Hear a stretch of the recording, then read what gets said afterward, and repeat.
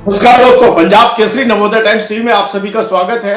पूरे देश में कोरोना की लहर चल रही है और कहर बरपा रहा है कोरोना। इस बीच एक और चीज है जो कहर बरपा रही है, वो है भ्रामक बातें।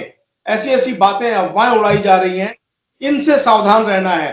एक तरफ मास्क लगाना है, दूरी बनाकर रखनी है, सैनिटाइजर का प्रयोग करना है, तो वहीं भ्रामक बातों से भी बचना है। लेकिन वो क्या भ्रामक बातें हैं, उनकी सच्चाई क्या है, इन सभी मुद्दों पर बातचीत करने के लिए हमारे साथ मौजूद है डॉक्टर ए.के. गुप्ता, जो कि प्रेसिडेंट हैं होम्योपैथिक मेडिकल एसोसिएशन के दिल्ली ब्रांच के। Doctor A K. गुप्ता, नमस्कार, आपका स्वागत है। नमस्कार, थैंक यू। गुप्ता, सबसे पहला सवाल मेरा जो है वो ये है कि एक क्लिपिंग चल रही है, एक बयान चल रहा है, मैं नाम नहीं ले रहा हूं उन डॉक्टर साहब का। वो ये कहते हैं कि जो एलोपैथिक दवाई है वो सही है, होम्योपैथिक दवाइयां जो है या आयुर्वेदिक दवाइयां जो है वो अनसाइंटिफिक हैं, उनसे लीवर समस्या हो सकती है या उनसे दूसरी समस्या हो सकती है। ये बात कितने हद तक सही है? यह तो एक अनिल जी बिल्कुल ही गलत बात है। इसका कोई साइंटिफिक प्रमाण नहीं है और जो ये कहा गया ये बहुत ही गलत समय में गलत बात कही गई है। क्योंकि पहली बात तो होम्योपैथी की दवाइयों में कोई इस तरह का कोई अब तक दोष देखने में नहीं आया कि जहां पे कहा जा सके कि वो हिपेटोटॉक्सिक हैं। बल्कि जो एलोपैथी की दवाइयां उनके बारे में तो सबको ज्ञान है कि वो सब हर दवाई में कोई ना कोई साइड इफेक्ट होता है। कोई हिपेटोटॉक्सिक होती है, कोई नेफ्रोटॉक्सिक होती है, नहीं तो गैस्ट्रिक तो इरिटेंट तो सारी होती हैं। जबकि होम्योपैथी में इस तरह का कोई प्रमाण आज तक कभी सामने में नहीं आया कि उन दवाओं को कहा जाए कि वो हिपेटोटॉक्सिक हैं। बल्कि जो हिपेटिक प्रॉब्लम से जूझ रहे होते हैं, जो मॉडर्न मेडिसिन के वहां पे मरीज होते हैं, उनको होम्योपैथिक दवा से काफी उपचार करने से बहुत लाभ मिला है। और ये हमने बहुत केसेस में देखा अपने एकेजी क्लिनिक में भी और सभी जगह भी। ये बहुत गलत प्रचार किया जा रहा है कि ये इसकी कि होम्योपैथिक दवाओं के ऊपर कोई हिपेटोटॉक्सिक इफेक्ट होता है। ऐसा बिल्कुल कतई नहीं है। बल्कि हम तो ये कहते हैं कि होम्योपैथी एंश्योर्स हेल्थ सेफली। ये वर्ल्ड वाइड नोन फैक्ट है। चलिए, हम अपने दर्शकों को क्लियर कर देते हैं, स्पष्ट कर देते हैं कि होम्योपैथी की दवाइयों का कोई साइड इफेक्ट्स नहीं होते हैं। आप उनको एलोपैथी के साथ भी ले सकते हैं। डॉक्टर गुप्ता, क्या होम्योपैथी की दवाएं उनके साथ ले सकते हैं? हाँ, किसी किसी केस में अगर जरूरत पड़ती है तो हाँ, आज की डेट में हम इंटीग्रेशन को डेफिनेटली बढ़ावा दे रहे हैं। क्योंकि हर हर हर जो चिकित्सा प्रणाली है उसके इफेक्टिव भी हैं, पर उनकी कुछ लिमिटेशन भी हैं।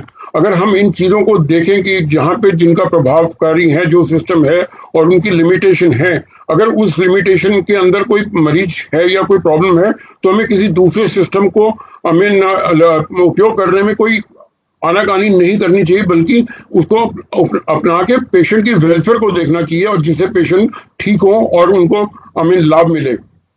डॉक्टर गुप्ता, आपने बहुत अच्छी बात कही कि पेशेंट को लाभ मिले। होम्योपैथी की दवाई से पेशेंट को क्या लाभ मिल सकता है, विशेष तौर पर कोरोना, और खास तौर पर उन लोगों को ये कैसे पता करें जो शुरुआती लक्षण है या जिसको खांसी, जुकाम और बुखार मान लीजिए हुआ, इमीडिएट वो कैसे रिलीफ पा सकता है? ये आपने बहुत अच्छा सवाल पूछा अनिल जी। क्योंकि आज की डेट में जो जिस टाइम इतना ऑलमोस्ट कोरोना का कहर चल रहा है ऑल ओवर, तो जो इनिशियल लक्षण आते हैं उन लक्षणों के आधार पर होम्योपैथिक दवाई का चयन किया जा सकता है। क्योंकि होम्योपैथी की जो वैसे भी ट्रीटमेंट किया जाता है वो लक्षणों के आधार पर होता है, जो कि मरीज के होते हैं, ना कि खाली बीमारी के। क्योंकि इंडिविजुअलिस्टिक अप्रोच होती है तो उसमें जैसे भी आमतौर पे देखा जा रहा है कि किसी नज़ला जुकाम खांसी है, चेस्ट में कंजेशन है, वीकनेस है, हाई फीवर है, या कुछ मरीजों में देखने में आ रहा है कि उनको गैस्ट्रिक सिम्टम्स ज्यादा हो रहे हैं। तो उनमें जरूरी नहीं है कि हर एक को एक ही दवाई दी जाए। उनके जिस तरह के लक्षण होंगे उनको उस तरह की दवाई दी जाती है। जबकि हम अनफॉर्चुनेटली जो हमारा प्रोटोकॉल है कन्वेंशनल मेडिसिन का, वो सबको एक ही तरह का वो दिया जा रहा है। या तो एंटीबायोटिक दे रहे हैं या एंटीवायरल दिए जा रहे हैं, जिसका कि कभी तो कहा जाता है कि वो इफेक्टिव है, कभी यही कहा जाता है कि वो इफेक्टिव नहीं है। तो ऐसे समय में बल्कि मरीजों को और सरकार को भी ये चाहिए कि उनको इस तरह का एक समावेश बनाना चाहिए कि अगर वो उनका प्रोटोकॉल है वो पेशेंट देते रहे। साथ साथ मरीजों को अगर होम्योपैथी की चिकित्सा पद्धति से वो दिया जाए तो उनको बहुत शीघ्र लाभ होगा और उनका हॉस्पिटल स्टे काफी कम हो जाएगा, कॉम्प्लिकेशंस होने के चांसेस बहुत कम हो जाएंगे, डेथ रेट के चांसेस भी बहुत कम हो जाएंगे। नहीं, मैं फिर वही पहुंच रहा हूँ। ऐसे उपाय बताएं होम्योपैथी में जिससे मरीजों को तुरंत रिलीफ मिले। हाँ, पहली बात तो ये कि वो सबसे पहले तो घबराएं नहीं और अपनी जो भी समस्या है, बजाय डर के आप अपने अपने होम्योपैथिक जो आपका निकटतम होम्योपैथिक डॉक्टर है उसके संपर्क में आए, उनको पूरे अपने लक्षणों की जानकारी दें, ना कि सिर्फ ये कह के कि मेरे को कोरोना है और वो डर के मारे आगे से कुछ वो कह नहीं पा रहे।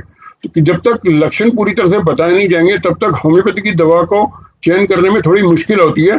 और जब आप अपने लक्षण पूरी तरह से बताएंगे और उसी हिसाब से दवा दी जाएगी, और जैसे जैसे आपके अगर सपोज लक्षणों में परिवर्तन आता है, चेंज आता है, तो आप अपने डॉक्टर साहब को बताएं। तो हो सकता है कि आपको कुछ अरसे के बाद, जैसे निमोनिया हुआ पहली स्टेज में या सेकंड स्टेज में है, तो दवा का बदलना पड़ सकता है। उसके साथ साथ जो जो कहा जाता है कि जैसे प्राकृतिक तौर पे आप गार्गल्स करें या स्टीम इनहेलेशन लें और अपनी ऑक्सीजन लेवल को बढ़ा रखने के लिए प्रोनिंग पोजीशन में करें। तो ये सारी चीजें आप साथ साथ कर सकते हैं और होम्योपैथी की दवा उसमें लें, बजाय इसके कि सिर्फ ये डर के कि कोरोना हो गया तो अब हमारा क्या होगा। क्योंकि जो सुनने में आ रहा है, जितनी नेगेटिविटी आ रही है, वो सब हॉस्पिटल्स की वजह से आ रही है। जो लोग हॉस्पिटल जा रहे हैं उन्हीं को ज्यादा प्रॉब्लम हो रही है, जो लोग घरों में हैं उनको इतनी प्रॉब्लम नहीं हो रही। कि बहुत सारे लोग ऐसे भी जो घर में रह के ठीक हो रहे हैं। आपने बिल्कुल सही कहा कि ऑक्सीजन लेवल बना के रखें। ऑक्सीजन लेवल कैसे बना के रखें? ऑक्सीजन की बात हो रही है, पहला सवाल मेरा ये कि ऑक्सीजन लेवल को कैसे इंप्रूव कर सकते हैं? हाँ, पहली बात तो यही है कि लाइक आप अपना जो अपना एनवायरनमेंट है वो साफ सुथरा रखें। वहाँ पे आपको गंध और दुर्गंध और ये जो आपकी क्या नाम हाइजीन है, that should be very clear. और अगर आपके आसपास प्लांट्स हैं तो ज्यादा अच्छा है। जितनी जितनी कंक्रीट वाली चीजें उनको थोड़ा दूर रखें और अपनी वेंटिलेशन बना के रखें। क्रॉस वेंटिलेशन जितनी घर में हो उतना ज्यादा अच्छा है। अपने आसपास कुछ जो ऑक्सीजनेटेड वाले पौधे हैं उनको रखें। और सबसे बड़ी बात है कि अगर आप अपना नियम अनुसार अपना वो कुछ जो एक्सरसाइज है, डीप ब्रीथिंग एक्सरसाइज है, तो वो अगर आप करते रहते हैं तो आपका ऑक्सीजन लेवल मेंटेन रहता है। उसके अलावा जब अगर कभी आपको, जैसे आप ऑक्सीमीटर में देखते हैं कि आपका लेवल 90 से बिलो जा रहा है, 94 से नीचे जा रहा है, तो अब आपको बेटर है कि आप अपने आप को प्रोन पोजीशन में लेटें, जिसमें कि हम कहा जाता है कि पेशेंट को चेस्ट और छाती की पेट के बल लेटें और वहां पे तकिया रख के थोड़ा प्रेस करें, ताकि जो लंग की कैपेसिटी है वो इनहेल करने की बढ़े। और अगर जरूरत पड़ती है तो आप अपने आप को स्टीम और नेबुलाइज भी कर सकते हैं, जिससे आपका ऑक्सीजन लेवल घर पे भी रह के भी ठीक हो सकता है। परंतु अफसोस की बात यह है कि इस टाइम पे जो जितनी हाहाकार मचा हुआ है, क्योंकि ऑक्सीजन अवेलेबल नहीं है, हॉस्पिटल में ऑक्सीजन अवेलेबल नहीं है, सिलेंडर्स है नहीं, लोगों को परेशानियां, बेड नहीं मिल रहे। तो ये एक जो क्योस है, उसको बजाय हम ऐसे समय में किसी भी चिकित्सा पद्धति के बारे में कुछ गलत राय दें। डॉक्टर गुप्ता, देखने में ये आ रहा, आपने बिल्कुल ठीक कहा। ऑक्सीजन की बात करें तो सभी जगह देश के अलग अलग हिस्सों में, चाहे पंजाब हो, हरियाणा हो, दिल्ली हो, उत्तराखंड हो, उत्तर प्रदेश हो, सभी जगह ऑक्सीजन के रेट अलग अलग है और जिसके जो मन में आ रहा है उस सिलेंडर के पैसे वसूल रहा है। आपको नहीं लगता कि दिल्ली हो या इन सभी राज्यों में रेट तय कर देने चाहिए? ऑक्सीजन सिलेंडर का रेट फिक्स होना चाहिए, इससे ज्यादा नहीं वसूला जाएगा। बिल्कुल, बहुत बहुत आवश्यक है कि ऐसे समय में, जबकि इतनी त्रासदी चल रही है, इतनी प्रॉब्लम चल रही है, महामारी चल रही है, ऐसे समय में किसी भी बिजनेसमैन को या किसी भी सप्लायर को, जो कि इसेंशियल चीज है मरीजों के लिए, जैसे कि ऑक्सीजन या दवाइयां, इनको न्यूनतम दरों पे मुहैया कराया जाना चाहिए। बल्कि इसमें सरकार को एक नियम बना देना चाहिए कि इसके ऊपर कोई भी चीज इस टाइम पे कालाबाजारी या कुछ, ये बहुत बहुत ही अमानवीय बिहेवियर है और इस चीज को तो सबसे बड़ा क्राइम माना जाना चाहिए। और they should be dealt very strongly कि ये जो कोई अगर इस टाइम पे जहां पे लोगों को इमरजेंसी में प्रॉब्लम है, आप बजाय उसको कि आप हेल्प करने के, मानवता के आधार पे भी और प्रोफेशन के आधार पे भी आप उनको उसको एक्सप्लॉइट कर रहे हैं। जो दवाइयां कही जाती हैं, अभी सुनने में आ रहा है कि जो एलोपैथी की जो दवाइयां आम अस्पतालों में दी जा रही हैं, रेमडेसिविर के लिए, जिसके लिए इंजेक्शन के लिए कहा जा रहा है, हालांकि ये भी बात कही गई है कि वो कितनी उपयोगी है या नहीं है ये पता नहीं है, परंतु उसका सिर्फ नाम चल रहा है तो इसलिए उसको कालाबाजारी में जा रही है। यहाँ तक कि जो 5,000 का इंजेक्शन कहा जा रहा है ये क्योंकि हम तो यूज करते नहीं इसलिए हमें नहीं पता, पर ये जो खबरों में देखने में आ रहा है कि 40,000 80,000 लाख रुपए का वो इंजेक्शन बेचा जा रहा है, तो ये तो बहुत ही इनह्यूमन एटीट्यूड है।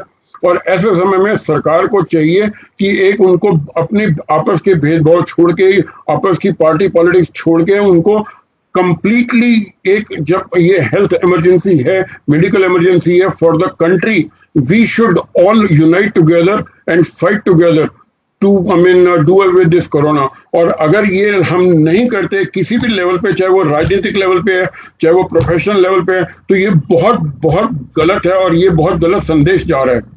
बिल्कुल बिल्कुल, ये मेडिकल इमरजेंसी है और इससे जूझने के लिए सभी को एकजुट होना पड़ेगा, चाहे वो डॉक्टर्स हो, चाहे पत्रकार हो, चाहे सरकार हो, चाहे नौकरशाह हो, सब एक जगह आए। आप हमारे साथ जुड़े, आपका बहुत बहुत धन्यवाद। मुझे लगता है कि हमारे दर्शक हमारी इस बातचीत से लाभान्वित होंगे। Thank you doctor Gupta. Thank you very much.